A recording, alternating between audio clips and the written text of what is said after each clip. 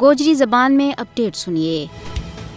بھارتی غاصب حکومت اپنے زیر تسلط جموں کشمیر میں سارا بین الاقوامی قوانین اور کنونشنز کی مسلسل خلاف ورزی کر رہی ہے۔ مودی حکومت نے 5 اگست 2019 میں بین الاقوامی قوانین کا قائم کیا و اصولوں کی کھلی خلاف ورزی کرتا ہوا جموں کشمیر کی خصوصی حیثیت نہ منسوخ کر دی تو اس طرح بھارت نے کشمیریاں نہ تمام بنیادی حقوق تو محروم کر کے بین الاقوامی قوانین نہ پیراں ایٹ چت دیتو ہے۔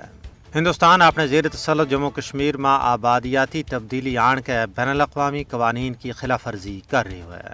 کشمیریاں نہ ان کا عالمی طور پر تسلیم شدہ کی خود ارادیت کا استعمال تو روکے جا رہے ہے، حالانکہ قانونی طور پر بھارت اس چیز کو پابند ہے کہ وہ کشمیریاں نہ ان کو حق خود ارادیت فراہم کرے۔ بھارت اپنے زیر تسلط جموں کشمیر میں نسل کشی، انسانیت کے خلاف جرائم اور بین الاقوامی قوانین کے مطابق جنگی جرائم کو مرتکب ہو رہی ہے۔ اس کے خلاف عالمی عدالت انصاف میں مقدمہ چلائے جا سکے یا اقوام متحدہ کی ذمہ داری بنے کہ وہ جموں کشمیر کا حوالہ نال اپنی پاس شدہ قراردادوں پر عمل درآمد کراوے۔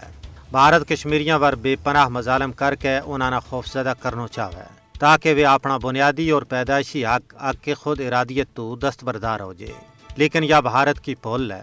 وہ لوگ جنہوں نے اپنا حق واسطے 96,000 تو زیادہ لخت جگر قربان کروایا، کیا وہ اپنا حق پر کمپرومائز کر لیں گا؟ بے شک بھارت کتنا ہی جتن کیوں نہ کرے، اس نہ ایک دن ضرور کشمیریاں نہ انہاں کو حق خود ارادیت دینا پائے گا۔